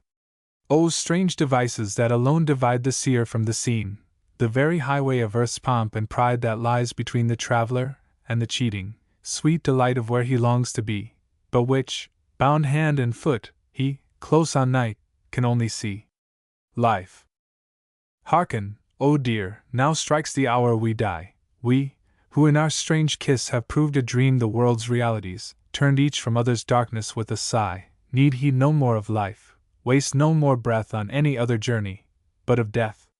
And yet, oh, know we well how each of us must prove love's infidel, still out of ecstasy turn trembling back to earth's same empty track of leaden day by day, and hour by hour, and be of all things lovely the cold mortuary. The disguise. Why in my heart, O grief, dost thou in beauty hide? Dead is my well-content, and buried deep my pride. Cold are their stones, beloved, to hand and side. The shadows of even are gone, shut are the day's clear flowers, now have her birds left mute their singing bowers, lone shall we be, we twain, in the night hours. Thou with thy cheek on mine, and dark hair loosed, shall see take the far stars for fruit the cypress tree, and in the yew's black shall the moon be. We will tell no old tales, nor heed if in wandering air die a lost song of love or the once fair, still as well water be the thoughts we share. And while the ghosts keep tryst from chill sepulchres, dreamless our gaze shall sleep, and sealed our ears, heart unto heart will speak, without tears. Oh, thy veiled, lovely face, joy's strange disguise, shall be the last to fade from these rapt eyes, ere the first dart of daybreak pierce the skies. Vain questioning. What needest thou? A few brief hours of rest wherein to seek thyself in thine own breast, a transient silence wherein truth could say such was thy constant hope, and this thy way, O burden of life that is a livelong tangle of perplexities. What seekest thou? A truce from that thou art, some steadfast refuge from a fickle heart, still to be thou, and yet no thing of scorn, to find no stay here, and yet not forlorn, O riddle of life that is an endless war twixt contrarieties. Leave this vain questioning. Is not sweet the rose? Sings not the wild bird ere to rest he goes? Hath not in miracle brave June returned? Burns not her beauty as of old it burned? O foolish one to roam so far in thine own mind away from home, where blooms the flower when her petals fade, where sleepeth echo by earth's music made, where all things transient to the changeless win, there waits the peace thy spirit dwelleth in. Vigil. Dark is the night, the fire burns faint and low, hours, days, years, into grey ashes go. I strive to read, but sombre is the glow. Thumbed are the pages, and the print is small, mocking the winds that from the darkness call, feeble the fire that lends its light withal. O ghost, draw nearer, let thy shadowy hair blot out the pages that we cannot share, be ours the one last leaf by fate left bare. Let's finest scrawl, and then life's book put by, turn each to each in all simplicity, ere the last flame is gone to warm us by. The old men. Old and alone, sit we, caged, riddle-rid men, lost to earth's. Listen! And see! Thoughts. Wherefore? And when? Only far memories stray of a past once lovely, but now wasted and faded away, like green leaves from the bough. Vast broods the silence of night, the ruinous moon lifts on our faces her light, whence all dreaming is gone. We speak not, trembles each head, in their sockets our eyes are still, desire as cold as the dead, without wonder or will. And one, with a lantern, draws near, at clash with the moon in our eyes. Where art thou? He asks. I am here. One by one we arise. And none lifts a hand to withhold a friend from the touch of that foe, heart cries unto heart. Thou art old! Yet reluctant we go. The dreamer. O thou who giving helm and sword gav'st too the rusting rein, and starry darks all tender dews to blunt and stain. Out of the battle I am sped, unharmed, yet stricken sore, a living shape amid whispering shades on Lethe's shore. No trophy in my hands I bring, to this sad, sighing stream, the neighings and the trumps and cries were but a dream. Traitor to life, of life betrayed, oh, of thy mercy deep, a dream my all, the all I ask is sleep. Motley. Come, death, I'd have a word with thee, and now, poor innocency, and love, a lad with broken wing, and pity, too, the fool shall sing to you, as fools will sing. Aye, music hath small sense, and a tune soon told, and earth is old, and my poor wits are dense, yet have I secrets dark, my dear, to breathe you all, come near. And lest some hideous listener tells, I'll ring my bells. They are all at war, yes, yes, their bodies go neath burning sun and icy star to chaunted songs of woe, dragging cold cannon through a mire of rain and blood and spouting fire, the new moon glinting hard on eyes wide with insanities. Hush! I use words I hardly know the meaning of, and the mute birds are glancing at love from out their shade of leaf and flower, trembling at treacheries which even in noonday cower. Heed not what I said of frenzied hosts of men, more fools than I, on envy, hatred fed, who kill and die. Spake I not plainly then? Yet pity whispered, Why? Thou silly thing, off to thy daisies go. Mine was not news for child to know, and death no ears hath. He hath supped where creep eyeless worms in hush of sleep, yet, when he smiles, the hand he draws athwart his grinning jaws, faintly the thin bones rattle, and there, hearken how my bells in the air drive away care. Nay, but a dream I had of a world all mad. Not simply happy mad like me, who am mad like an empty scene of water and willow tree, where the wind hath been, but that foul Satan mad, who rots in his own head, and counts the dead, not honest one, and two, but for the ghosts they were, brave, faithful, true, when, head in air, in earth's clear green and blue heaven they did share with beauty who bade them there, now. Death goes, mayhap I've wearied him. Aye, and the light doth dim, and asleep's the rose, and tired innocence in dreams is hence. Come, love, my lad, nodding that drowsy head, 'tis time thy prayers were said. The marionettes. Let the foul scene proceed, there's laughter in the wings, 'tis sawdust that they bleed, but a box death brings. How rare a skill is theirs these extreme pangs to show, how real a frenzy wears each feigner of woe. Gigantic dins uprise. Even the gods must feel a smarting of the eyes as these fumes upsweel. Strange, such a piece is free, while we spectators sit, aghast at its agony, yet absorbed in it. Dark is the outer air, cold the night draughts blow, mutely we stare, and stare at the frenzied show. Yet heaven hath its quiet shroud of deep, immutable blue, we cry. An end! We are bowed by the dread. 'Tis true! While the shape who hoofs applause behind our deafened ear, hoots, angel-wise. The cause! And affright even fear. T.T. 1917. You sleep too well, too far away, for sorrowing word to soothe or wound. Your very quiet seems to say how long for a peace you have found. Else, had not death so lured you on, you would have grieved, twixt joy and fear, to know how my small loving son had wept for you, my dear. April moon. Roses are sweet to smell and see, and lilies on the stem, but rarer, stranger buds there be, and she was like to them. The little moon that April brings, more lovely shade than light, that, setting, silvers lonely hills upon the verge of night. Close to the world of my poor heart so stole she, still and clear. Now that she's gone, oh dark, and dark, the solitude, the fear. The fool's song. Never, no never, listen too long, to the chattering wind in the willow, the night bird's song. 'Tis sad and sooth to lie under the grass, but none too gladsome to wake and grow cold where life's shadows pass. Dumb the old toll-woman squats, and for every green copper battered and worn, doles out nevers and nots. I know a blind man, too, who with a sharp ear listens and listens the whole world through.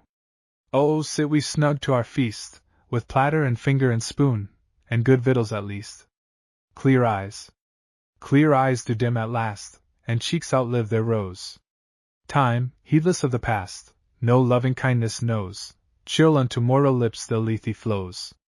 Griefs, too, but brief while stay, and sorrow, being o'er, its salt tears shed away, woundeth the heart no more. Stealthily lave those waters that solemn shore. Ah, then, sweet face, burn on, while yet quick memory lives. And sorrow, ere thou art gone, know that my heart forgives, ere yet, grown cold in peace, it loves not, nor grieves. Dust to dust. Heavenly Archer, bend thy bow, now the flame of life burns low, youth is gone, I, too, would go. Even fortune leads to this, harsh or kind, at last she is murderess of all ecstasies. Yet the spirit dark, alone, bound in sense, still hearkens on for tidings of a bliss foregone. Sleep is well for dreamless head, at no breath astonished, from the gardens of the dead. I the immortal harps you ring, by Babylon's river languishing. Heavenly Archer, loose thy string. The Three Strangers. Far are those tranquil hills, dyed with fair evening's rose, on urgent, secret errand bent, a traveler goes. Approach him strangers three, barefooted, cowled, their eyes scan the lone, hastening solitary with dumb surmise. One instant in close speech with them he doth confer, God sped, he hasteneth on, that anxious traveler. I was that man, in a dream, and each world's night in vain I patient wait on sleep to unveil those vivid hills again. Would that they three could know how yet burns on in me love, from one lost in paradise, for their grave courtesy. Alexander. It was the great Alexander, capped with a golden helm, sate in the ages, in his floating ship, in a dead calm. Voices of sea maids singing wandered across the deep, the sailors laboring on their oars rowed, as in sleep. All the high pomp of Asia, charmed by that siren lay, out of their weary and dreaming minds, faded away. Like a bold boy sate their captain, his glamour withered and gone, in the souls of his brooding mariners, while the song pined on. Time, like a falling dew, life, like the scene of a dream, laid between slumber and slumber, only did seem. O Alexander, then, in all us mortals too, wax thou not bold, too bold on the wave dark blue. Come the calm, infinite night, who then will hear aught save the singing of the sea maids clear? The reawakening. Green and light are the hills, and a calm wind flowing filleth the void with a flood of the fragrance of spring. Wings in this mansion of life are coming and going, voices of unseen loveliness carol and sing. Colored with buds of delight the boughs are swaying, beauty walks in the woods, and wherever she roved flowers from wintry sleep, her enchantment obeying, stir in the deep of her dream, reawakened to love. Oh, now begone sullen care, this light is my seeing, I am the palace, and mine are its windows and walls. Daybreak is come, and life from the darkness of being springs, like a child from the womb, when the lonely one calls. The vacant day. As I did walk in meadows green, I heard the summer noon resound with call of myriad things unseen that leapt and crept upon the ground. High overhead the windless air throbbed with the homesick coursing cry of swallows that did everywhere wake echo in the sky. Beside me, too, clear waters coursed which willow branches, lapsing low, breaking their crystal gliding force to sing as they did flow. I listened, and my heart was dumb with praise no language could express, longing in vain for him to come who had breathed such blessedness. On this fair world, wherein we passed so checkered and so brief a stay, and yearned in spirit to learn, alas, what kept him still away. The flight. How do the days press on, and lay their fallen locks at evening down, willy as the stars in darkness play and moonbeams weave a crown. A crown of flower-like light in heaven, wherein the hollow arch of space mourns mistress dreams, and the Pleiads seven stand watch about her place. Stand watch, O days no number keep of hours when this dark clay is blind. When the world's clocks are dumb in sleep, 'tis then I seek my kind. For all the grief I have given with words, may now a few clear flowers blow in the dust, and the heat, and the silence of birds, where the lonely go. For the thing unsaid that heart asked of me be a dark, cool water calling to the footsore, benighted, solitary, when the shadows are falling. Oh, be beauty for all my blindness, a moon in the air where the weary wend, and dews burdened with loving kindness in the dark of the end. The scribe. What lovely things thy hand hath made, the smooth-plumed bird in its emerald shade, the seed of the grass, the speck of stone which the wayfaring ant stirs, and hastes on. Though I should sit by some tarn in thy hills, using its ink as the spirit wills to write of earth's wonders, its live, willed things, flit with the ages on soundless wings. Ere unto thee my pen drew nigh, Leviathan told, and the honey fly, and still would remain my wit to try my worn reeds broken, the dark tarn dry, all words forgotten, thou, Lord, and I. Farewell.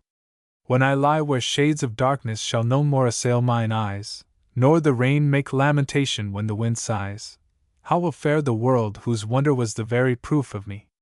Memory fades, must the remembered perishing be? Oh, when this my dust surrenders hand, foot, lip, to dust again, may these loved and loving faces please other men. May the rustling harvest hedgerows still the traveler's joy entwine, and as happy children gather posies once mine. Look thy last on all things lovely, every hour. Let no night seal thy sense in deathly slumber, till to delight thou have paid thy utmost blessing, since that all things thou wouldst praise beauty took from those who loved them in other days. **********.